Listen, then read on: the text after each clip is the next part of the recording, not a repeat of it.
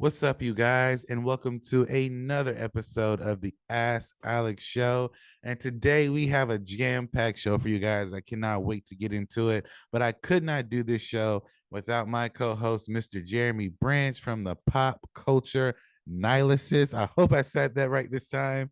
How are you doing today, Jeremy? Hey, Mm. you're getting closer and closer every time, dude. The pop Nihilist. culture nihilist. Yeah. Nihilist. Oh, So okay. glad to be here. You mentioned the topics to me ahead of time, and I'm excited to jump into it. Excited to have a question submitted from a new viewer as well. So let's get into it, man. Definitely. And Ian couldn't be with us this week, but we'll try to get him on next week. But you know what to do, guys. If this is your very first time ever watching any of our videos, go ahead and hit that subscribe button. Then hit that bell right next to it that we get all the notifications of every time I'm releasing a video here on my YouTube channel. And if you want your question on topic or question or topic on our show, it's very simple, guys. Just send me an email at theaskalexshow@gmail.com. That's the Ask Alex Show at gmail.com. If you submit your topic or question to us, it will more than likely be answered here on my YouTube channel. I get a lot of those, or not a lot, but I get like 5 or 6 of those a day or so. So if you submit them, more than likely you'll be on the show. And if you cannot watch the show on YouTube, this very recording will be on Spotify. So just type in the Ask Alex Show on Spotify. You can listen to it on your way to work or listen to it whenever you choose if you cannot watch it on YouTube. Now that we've gotten that all out the way, let's go ahead and jump into the first question of the day. And the first question comes from our reoccurring guest, Miss Iris Peoples. Hey, And Miss Iris writes, so what the hell is WB doing? So WB has decided to cancel the Batgirl movie and they don't want to release it on HBO Max either. Why did they do this and what do you think of this news? Well, thank you for your question, Iris. Now, this episode of Ask Alex will come out today because we learned literally last night, literally about maybe 10 or 12 hours ago, that WB, David Zaslav, the new guy at Warner Brothers, has axed the Batgirl movie. If you guys don't know, Batgirl was slated to come out on HBO Max at one point, and then they decided to make it a theatrical release. It has a new set of characters with Batgirl, our Michael Keaton Batman, and from what I'm reading, it was a $90 million budget for the whole film because again, it was supposed to be on HBO Max, but then they decided to make it a theater release. Now, from what I understand, according to the articles that have come out, the movie was already shot, it was done, it was still in post, but the people at Warner Brothers wanted to slash the movie. Now it doesn't give me, unless I mean, Jeremy, if you've seen anything different, I didn't see a direct reason why they slashed the movie, but it begs the question: when this movie came out, or sorry, it was in development, they announced a Blue Beetle movie, which I believe they finished production on.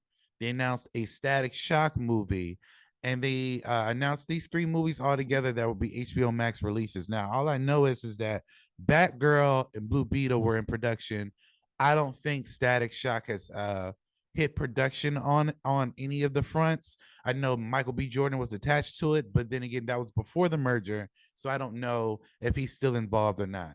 I bring that up because if they cut this movie, then is Blue Beetle cut too? Because I'm assuming they put the same amount of money into the same into that same ecosystem with that movie. And my thoughts on it is, listen, I wasn't really all excited for a Batgirl movie, but I'll say this: I'll be more willing to watch a Batgirl movie than I would the Flash movie. I understand that the Flash movie was about 200 million or $250 million to make. So to make that decision to not cut that movie from a financial standpoint, I can understand why. But given the fact that everything surrounding the Flash, you would cut an up and coming potential great DC movie versus a Flash movie where the actual Flash is taking kids and like going off to somewhere around the world. Like, this is just weird to me. I posted it on our group chat and then even on social media. I said, you cancel Batgirl, but you don't cancel the Flash. Really? Like, that doesn't make any sense. At least you will have some form of a gap of making some money off of one of your projects versus one that has a lot of controversy tied to it. Now, I think David Zaslav is trying to do different things at Warner Brothers. I can't say if he's in the right direction or not, but it does beg the question: why cut Batgirl and not the Flash? And does that mean future projects that were already announced, like your Blue Beetle or a Static Shock or any other future projects that were slated for HBO Max or theater releases, are getting cut? So, Jeremy, you saw this news just like I did.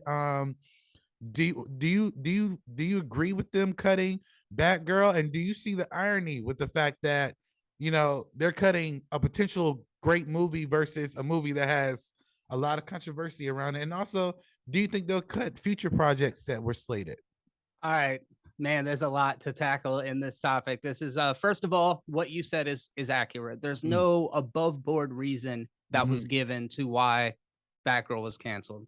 In my mind, I have to assume it's because it was a shitty movie, right?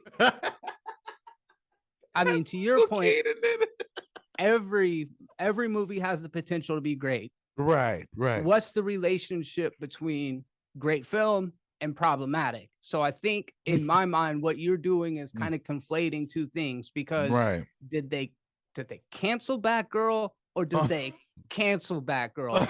And I say that for the audio listeners to say, did they cancel it in a Twitter sense where, hey, it's canceled because it was problematic, or did they axe it because it was not a good project? I have to assume they canceled it because it's a shitty movie. I have to assume that, because what you said is right. Yeah.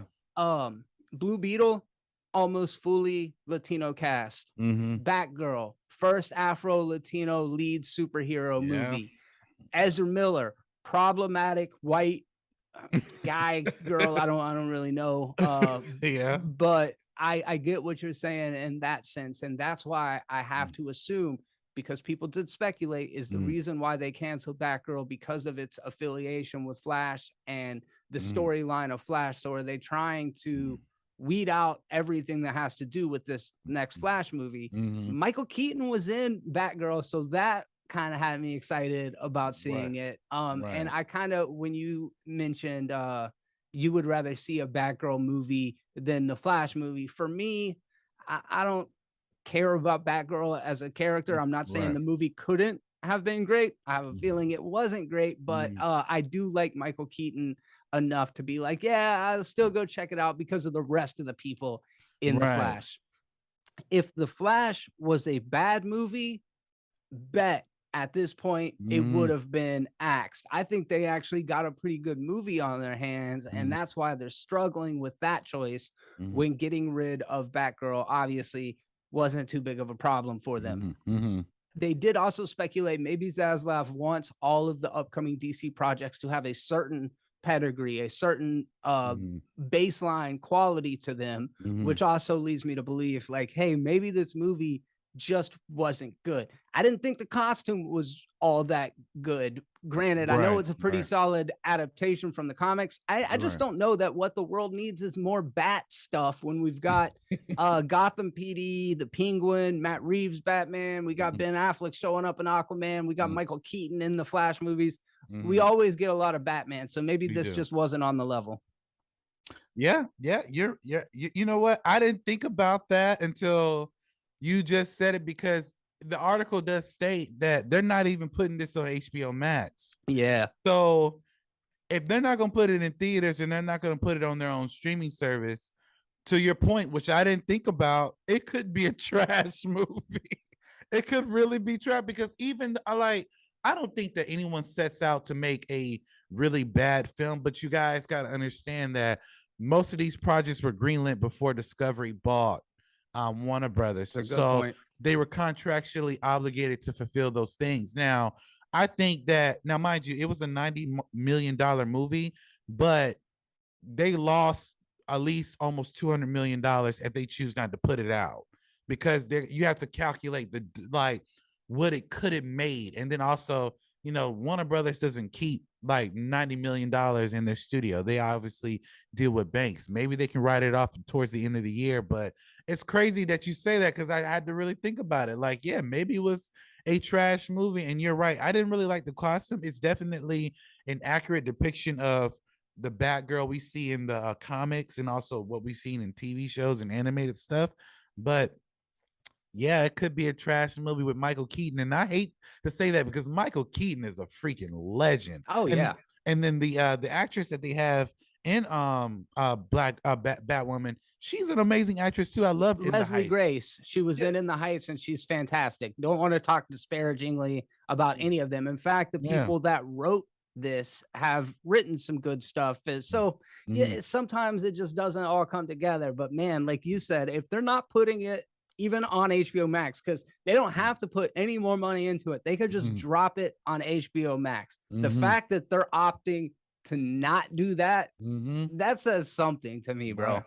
Yeah, and I'm kind of curious in the next couple of days what the directors and actors are going to say about this news. So yeah, if anything pops up during the show, we'll definitely bring it up. But I am curious to see what their thoughts are. But instead of knowing their thoughts, what are your thoughts about this news? Do you guys think that Batgirl shouldn't have been canceled, or do you think that they should potentially put it out at least on HBO Max, or do you think it was just a really bad movie, that's why they haven't put it out? Jump into the comment section below, let us know your thoughts. And we have another question, another topic, a very interesting topic that I would love to dive into, coming from a Mr. Kevin Evans, a newcomer to the show. Thank you for watching the show, Kevin. Yes. He was right. Hey guys, so John Boyega does not want to be in any Marvel movies. He was quoted saying that he can't top Iron Man in this universe. What do you think about his comments? And do you think that John Boyega is saying that he's too good to be in Marvel movies? Well, thank you for your question, Kevin. Let me just to back up here. He was being asked about, because John Boyega has affiliated himself with Disney, obviously with the Star Wars stuff. But John Boyega basically said, his actually have his quote here. He basically said, "That's not my vision for me now." Boyega said that Marvel said about Marvel movies, "I want to be in nuanced things. I want to donate my services to original indie films and come with new, fresh ideas, because I know it's real hard to top Iron Man in that universe." So basically, what he's saying is that as an actor, he wants to do new up and coming projects versus things that are already established in the MCU. Now, to his point, to the point of it's hard to top Iron Man. To a degree, he has a point, because Iron Man started it all for the most part. And you can make the argument that Black Panther was better than all three of the Iron Man films, especially Iron Man 3. But that's one movie versus all the other movies that have come out. And I could say there are a litany of other movies that have come out that are better than the first Iron Man, but I think Iron Man is definitely a classic character, a milestone. So on a character level, as an actor, he's probably saying, I can't top the character of Iron Man. Right. As an actor, you can't, on the character level, I can't really top it. And he's right, because like that character, even now, even though we haven't seen Iron Man for since 2019, his presence is still there. Yeah. And you can't really like top it. So I get what he's saying in regards to that. I've always said that if he were in the MCU before Mahershala Ali was cast, I would love to see John Boyega as a Blade, like a young Blade.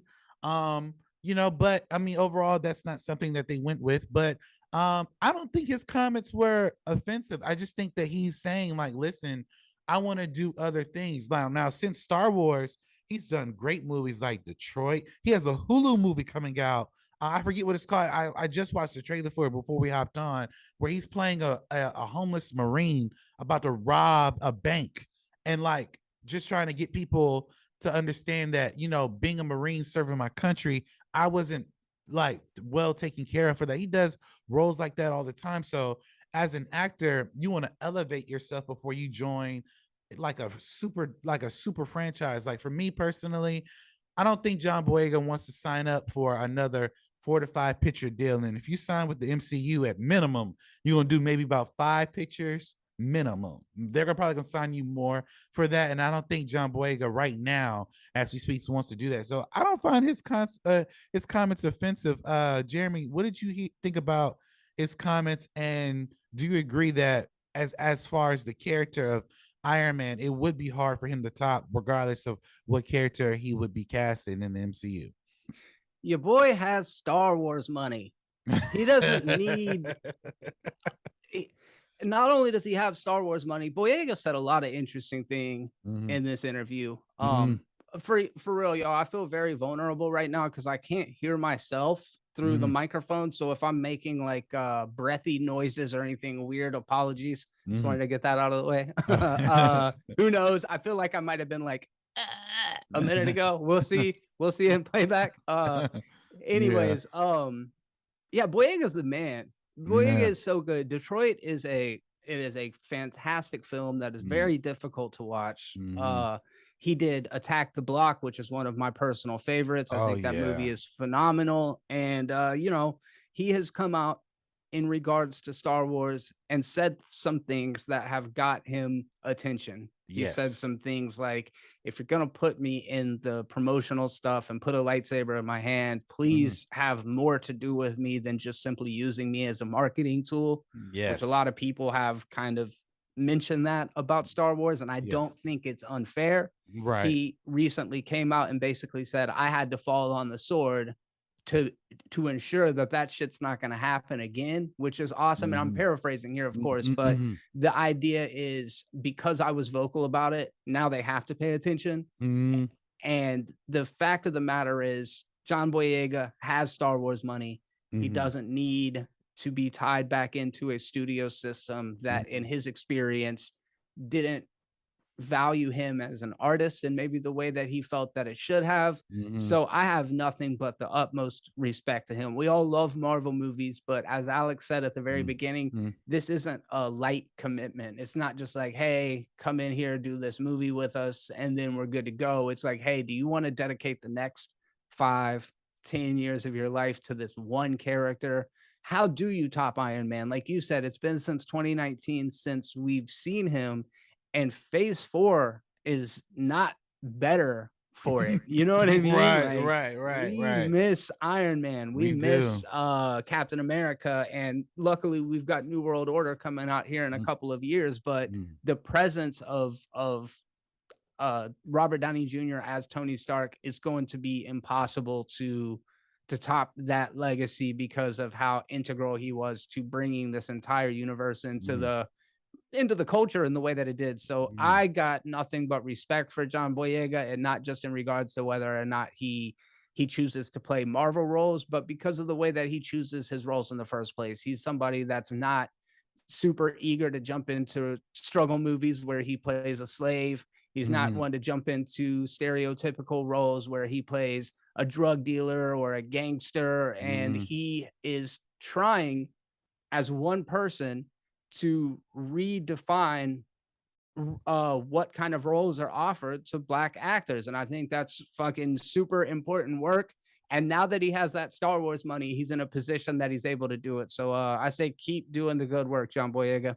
Yeah, definitely. And I agree with everything that what Jeremy just said. I mean, to sum it up, like, John Boyega is a legitimate artist. You can see that he's doing this for the art of the fact. And then that's not to say actors who are part of the MCU or big franchise are not doing that for that reason. I'm sure that has a lot to do with it.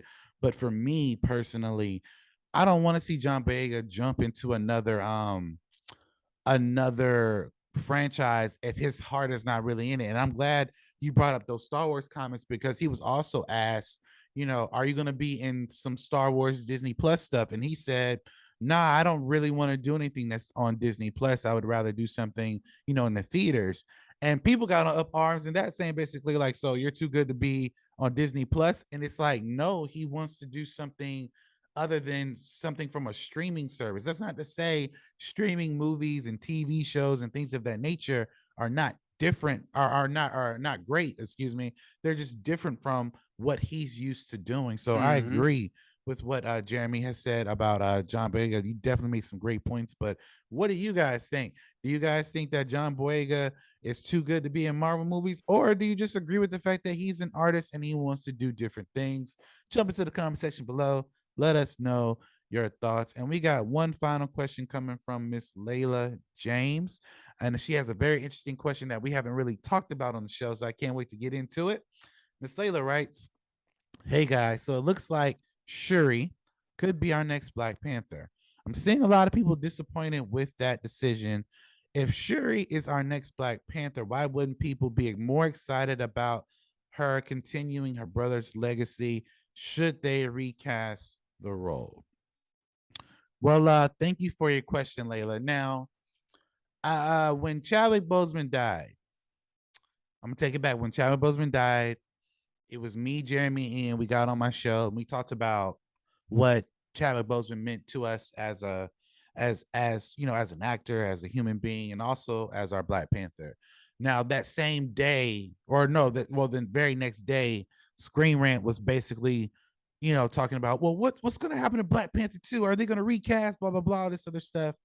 And I remember saying that I didn't have a problem with what Marvel and Ryan Coogler are going to do because I trust them. They've never given us anything really questionable, and almost even some of the stuff that's come out mediocre, it still has some good redeeming qualities about it. So the way we got that impact from Black Panther 1, I knew that Black Panther 2, with Chadwick dying, there would be something potentially missing, but also they were going to fill in that gap. Now, I remember seeing the Wakanda Forever trailer. I was laying in my bed. I got the notification from Fandango, Wakanda Forever trailer just dropped, and I watched it. I was in tears from that moment where Angela Bassett was saying, just paraphrasing, you took my family, you took all these different things. Like, what more do you want from me? And then you see, I guess, the people from it's not Atlantis anymore. I think it's called what I forget. It's not Atlantis, but Namor's people from underwater, because they confirmed that they're not from Atlantis. When you see them rise and try to flood Wakanda, and then now you see the government that's involved, like, this is going to be potentially maybe a gut-wrenching story. And we see Ironheart, we see Shuri, we see at the end of that last shot, we see a Black Panther standing and raising his hand or her hand, and you see the claws come out. Now, comic book wise, Shuri does become Black Panther because T'Challa went missing. Now, obviously, in the trailer, it seems like they're mourning T'Challa's death. Like, I think they're going to have a funeral scene in the movie. Now, I have no insider information. Now, in the title of this video, in the title of this section of this video, because I'm going to separate this video, it's basically going to say, is Shuri confirmed as Black Panther? Now, a Lego set was released about a couple days ago. And on it, it has a Black Panther person with his helmet off, her helmet off. And it kind of looks like Shuri, because I think his hands had like the gauntlets, but with the Black Panther outfit on. And my thing is, I'm okay with Shuri being Black Panther. Now, I've heard a lot of commentators and other people say that, well, the Shuri that we know of in the MCU is not a warrior, it's not a fighter. She's basically the smartest person in the MCU. John Campea even said, and this is not an attack John Campea video, but he even said that, she's not Nakia, she's not Okoye, she's not M'Baku, she's not a warrior. We don't know her to be a warrior. And my response to that would be, is that, remember in Avengers Endgame, Shuri was blipped when she came back, and between 2019 and up until now, we don't know what she's been involved in. Who's to say that she's trained herself to be that warrior? And plus, all the people in Wakanda can fight. Now, it doesn't mean that she's on that same level. It just means that, she can handle herself. And also, who's to say, like I said, between that time she died and came back. And since T'Challa has died as well, she hasn't trained herself to fulfill those shoes. And I want to point out, every single piece of tech in Wakanda, she had a hand in either making or building or maintaining. She built the Black Panther suit. So I don't believe it would be hard for her to rearrange that suit to make the hand-to-hand combat more amplified, if amplified to her physical, for her physicality to handle serious situations if she is in the suit. So I personally don't have a problem with her being Shuri or being Black Panther. I kind of wanted Nakia to be Black Panther because she was Black Panther's queen, or M'Baku. Those would be the logical choices. But at the same time, from a comic book standpoint, Shuri was Black Panther.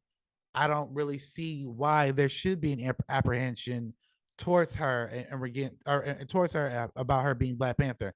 Now, to answer the second part of the question, should they recast the role? I said no, only because Chadwick Boseman had a very good, how can I put this?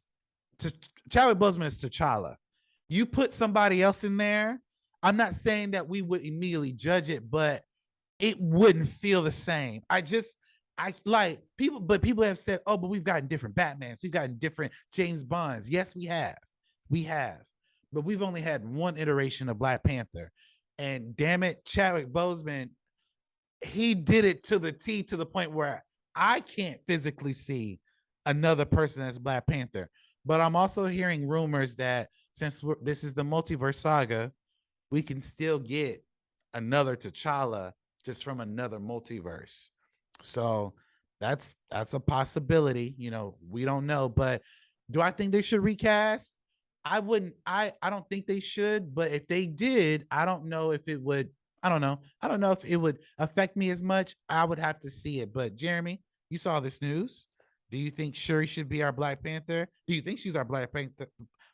And do you think they should recast? You ready to get some views, man? Here we go. Of course, Shuri's gonna be the new Black Panther. Mm-hmm. More like Wakanda Forever in the phase 4 of the MCU. You know what I mean? Oh, what is this? God. A Mexican Namor? Come on now. Okay, this broadcast is officially ended. Clip that out. Nah, man, I love Shuri as Black Panther. People were tripping about the actress. What's her name? Letitia Wright. About Letitia Wright not getting vaxxed on the set of Black Panther. And to me, that's like, it's kind of the most Black Panther thing she could have possibly done, if I'm being honest with you. I'm like, fuck she has the heart-shaped herb. She's gonna be good. Let's go, dude. Like, come on. I understand the apprehension to get vaxxed in certain communities. Let's be honest. It's not like historically the government injecting stuff into Black people has always necessarily ended the best. So I respect. I'm not saying I agree. But I can respect it. She had her beliefs, she had her convictions. So I don't believe that what happened on the set is big a deal as people were making it out to be. Right. I don't believe that there was actually like a consideration of recasting her. I think she's the natural fit. When you said the claws came out, it just like it clicked something in my head, and I don't mean to be to reinforce gender norms or whatever, but when they talk about cat fights, the claws came out. That's like, so to me, when I watch this trailer, being that it is so focused on Angela Bassett as the matriarch of this family, being that we see everybody from Ironheart to all of these female characters, and what legacy and succession means typically is so male. And this movie, Wakanda Forever, is so female centric. And I think that's a very cool thing. I think there's something interesting to be mined from the idea that the patriarchy has been lost from Wakanda, and all that's left to carry on the succession is female. So I think that there's something really interesting to do there. John Campia's take is valid. I understand the concept of like, hey, she wasn't trained as a warrior. I agree with you though, 100%. It's like, who's to say since then she hasn't dedicated 22 hours a day to learning how to fight, or to enhancing the suit using technology that kind of levels the playing field. They can justify it with the writing. So I'm not concerned about that. I think Robert Meyer Burnett actually had the most base take, because what he said, and I think it's really cool, is yes, we have recasted Batman. Yes, we have recasted all sorts of actors, James Bond, all sorts of times throughout history. But the fact that Kevin Feige made the choice not to recast and instead to take the death and narratively work it into the story instead of simply ignoring it and putting some other actor in the role, it's a choice. It's going to be different. I believe as an audience, it's going to give it more emotional impact, because not only are we mourning the loss of T'Challa, we're also mourning the loss of the actor Chadwick Boseman, who did define this character to, I mean, millions and millions of people. So I respect the fact that they are going into this with the most care and the most respect for the character that they can. And I'm really excited about this movie. It's T'Challa or T'Challin, T'Lokin, T'Lokin. Yeah, yeah. Yeah. Just because I'm saying it so that I remember, because I keep forgetting what it's called. So I'm really interested to see what they do with this movie. I like the fact that they are building the MCU world out even further, and I think Black Panther Wakanda Forever is a great opportunity to showcase a different cultural aspect of the MCU. I'm really excited about this movie. I think Shuri is good casting. As far as the recast Chadwick Boseman, or excuse me, the recast T'Challa movement, I feel like no matter what they did, there was going to be a group of people that were upset about it. Right. So it's a real situation where it's impossible to make everybody happy. I think, as far as I'm concerned, they made the right choice. But yeah, Jeremy gives some really good points. There was something I wanted to add to that. That's why I kind of added another meeting to it. Um, Recasting T'Challa, like Jeremy brought up, regardless of whatever decision they would have made, you would have had a lot of people still upset, whether if they recasted him or they would have kept doing what they're doing right now. And Jeremy brought up something very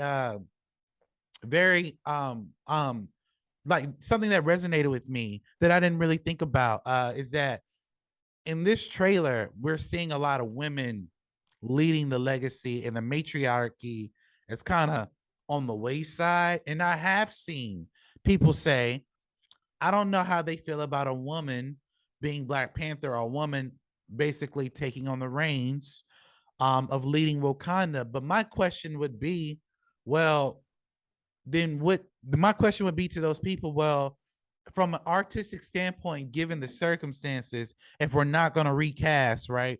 Well, I think it would be logically, his mom, Chadwick Boseman's mom, I mean, T'Challa's mom would be queen. And what I got from that trailer is that while, T'Challa is gone, she's leading Wakanda, and there could be, rumors that she could be in the suit. And here's the thing: Angela Bassett's character was a Dora Milaje, so she can fight.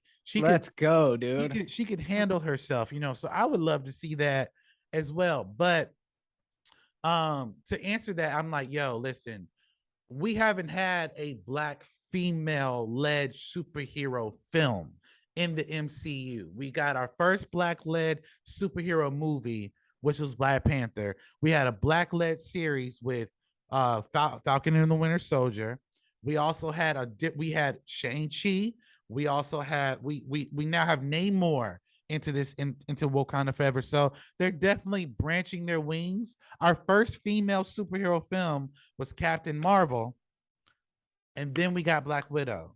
And then we also got another version we got Photon, which is another Captain Marvel, which is a Black version of Captain Marvel who's going to be in the Marvels, but she ain't getting her own film. She's getting incorporated into another film. So I'm all for women getting the opportunity to be represented as, strong, independent women, but also as superheroes, because we don't really see that often. It just has to be good. Now, I do agree with the fact that do not put women in this film, in particular Black women in this film, just hold up a social media quota, saying like, "Oh, I'm only doing this just so I can, fulfill the feminist movement." I think that's unwise if that's what their intentions are.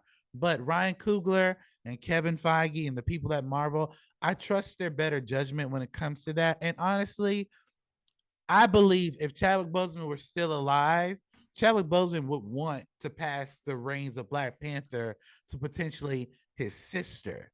I mean, because logically, it kind of makes sense. Like, even if you look at what's been going on at phase 4, you have Hawkeye passing down the reins to Kate Bishop.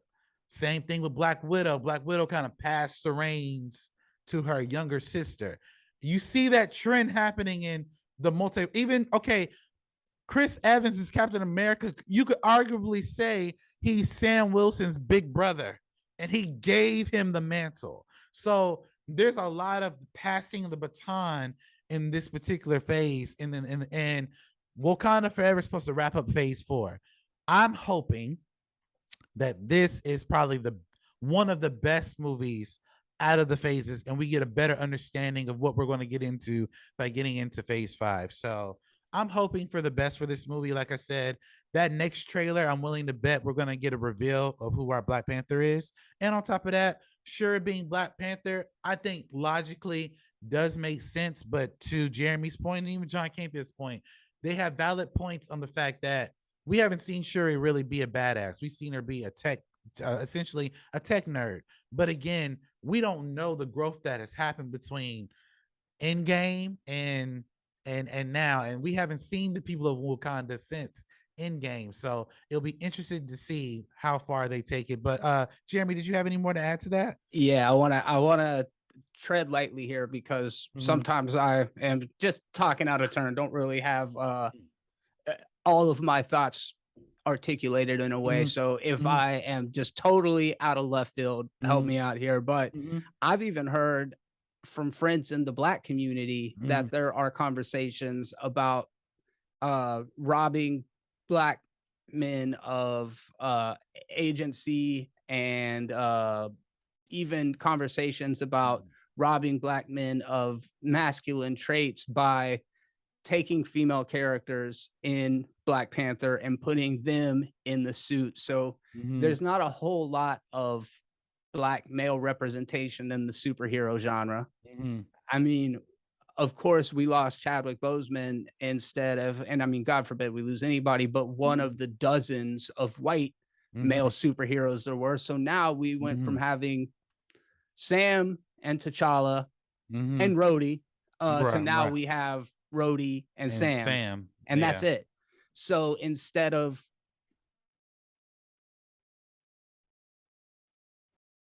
suit or passing the Black Panther moniker off to a Black man, maybe they're giving it to a woman. So this conversation of wokeness isn't only happening in the white community. It's not only happening among people that I would traditionally think of. So I have to ask you, have you heard any discussion about that?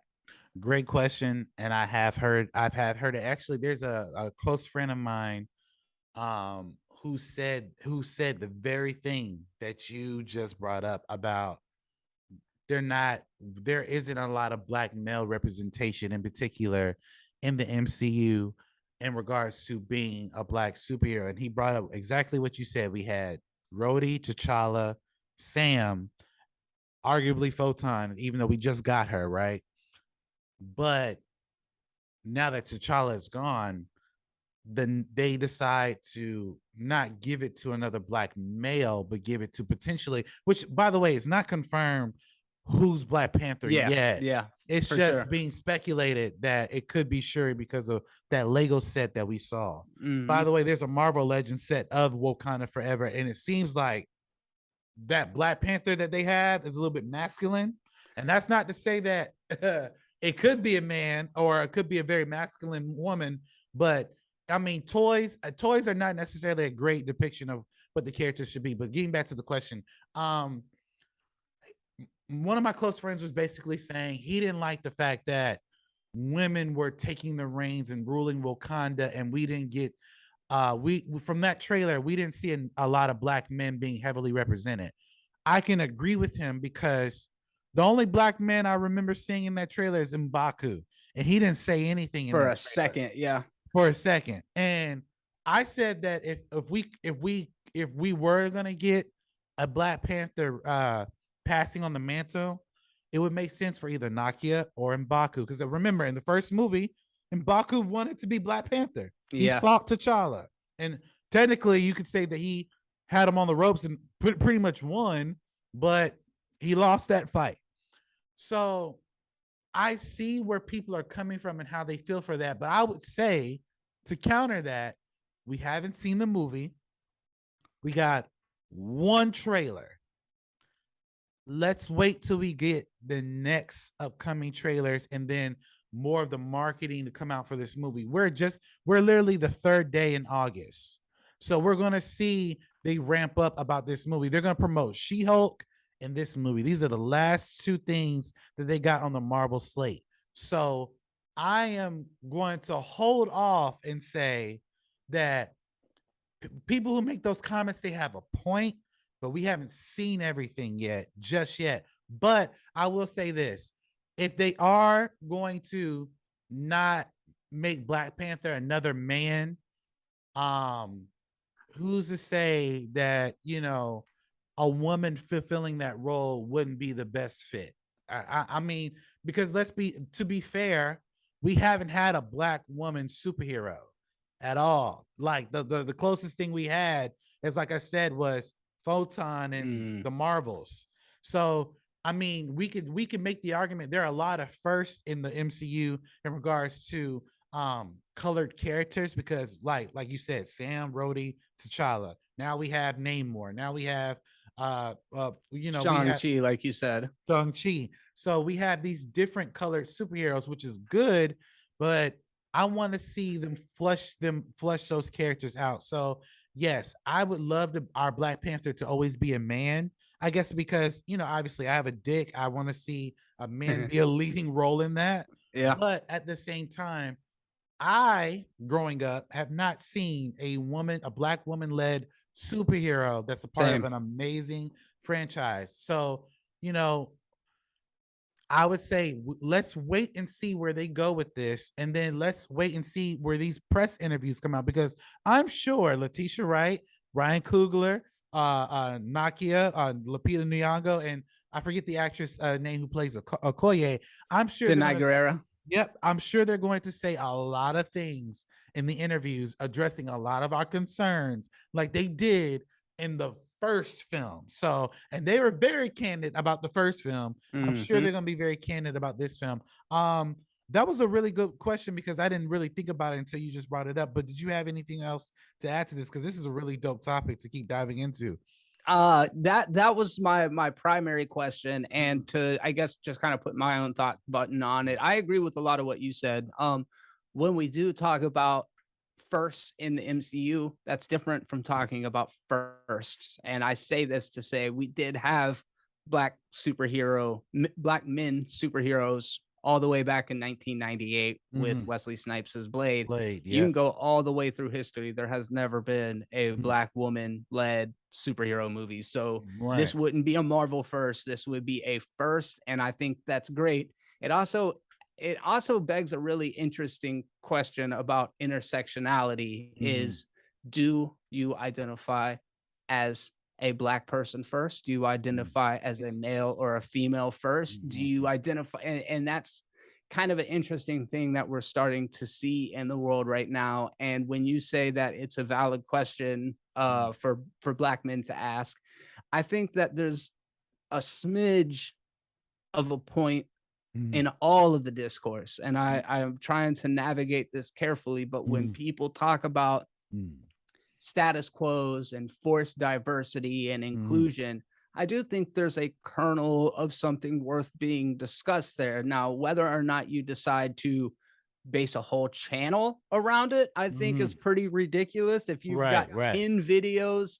coming out in a row about diversity in movies, and maybe your priorities are a little bit fucked. You know what I mean? Like, far be it for me to make a judgment, but I think thematically there's something really interesting here. And again, without trying to navigate this delicately, I think Ryan Coogler might see an opportunity here, because how many households in America are there where there isn't a Black male presence in the household because of any number of things, in this particular situation, death. So I say that to say, this is not an example of forced diversity. This is not an example of inclusion for inclusion's sake. Ryan Coogler has an interesting idea here, and regardless of what direction he goes with it, he's coming from a position of experience, not just trying to tick boxes.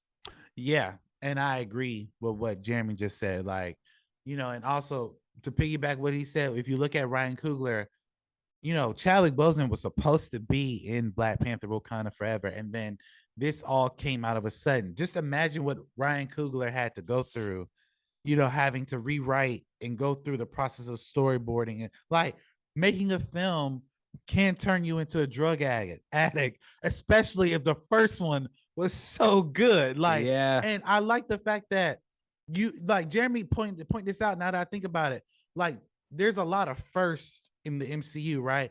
Black Panther was the first Black-led superhero film. Do you realize if Wakanda Forever comes out and Black Panther is a woman, this will be a first Black-led superhero film by a woman. So that's 2 movies by the same director and the same cast of characters in the same studio is doing a lot of first in. That's very hard. That's like, it's almost iconic. And if it's good, oh my God. And keep in mind, this is our first Latino supervillain in the MCU. I believe. Like, this in itself is like a melting pot of first things. And we got rumors that Namor was going to be part of the MCU anyway, but the fact that they actually confirmed it and made him a Latino actor, and I'm assuming all of his other people are Latino as well. My God, this is going to be a monumental movie that I can't wait to see. But I would also point out that before we judge things based off the trailer and images and even some promotion art, let's be clear, this is just the beginning stages. By the end of maybe this month, going into September, because She-Hulk comes out in September, right around She-Hulk being aired, that's when we're going to see heavy more promotion about Black Panther. And then that's where I think we can make a good judgment. And also, I want to point out before I wrap up, remember the first Black Panther trailer that came out, the very first teaser? A lot of people didn't like it because the special effects weren't finished, right? Now, but when we got that second trailer, though, oh my God, like, the trailer even opens up saying the revolution will not be televised. It will be live. I remember that like it was yesterday. So yes, so like for me, we have to wait for that second trailer, wait for the extra promotion, and then that's when I believe we can give a proper critique of what we're going to receive from the movie. But I want to thank you guys so much for watching this show. Jeremy, thank you again for being on the show. What do you guys think about Black Panther, potentially Shuri being Black Panther? And do you think they should recast the role? Jump into the comment section below. Let us know your thoughts. And that'll do it for today's show, guys. Please like, comment, and subscribe to the channel. Jeremy, where can we find you on YouTube and social media? Thanks for having me, man. It's always fun. I enjoy our conversations, and I really appreciate those of you that have come and joined in the conversation and contributed questions. Keep them coming, because it keeps the conversation lively and interesting. So thank you all for that. Check out Jeremy G. Branch on Twitter, and also the Pop Culture Nihilist right here on YouTube. Awesome. And you know where to find us, guys, here at Momentum Media. You just type in Momentum Media on YouTube. We are the first YouTube channel that pops up. Please like, comment, and subscribe to all of our content. More content will be coming out as the weeks go by. We're going to finish this year strong, so stay tuned for what we got going on here at Momentum Media. Thank you guys so much for watching this video. And as always, you guys, have a blessed day.